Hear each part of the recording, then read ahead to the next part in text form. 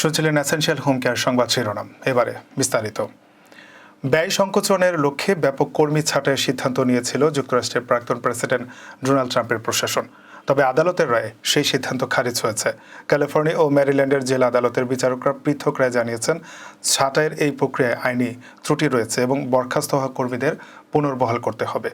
Trump প্রশাসন সরকারি সংস্থাগুলোকে জানিয়েছিল চলতি সপ্তাহের মধ্যে দ্বিতীয় দফার কর্মী ছাঁটাই কার্যকর করতে হবে। তবে তার আগে আদালতের এই রায় আসে।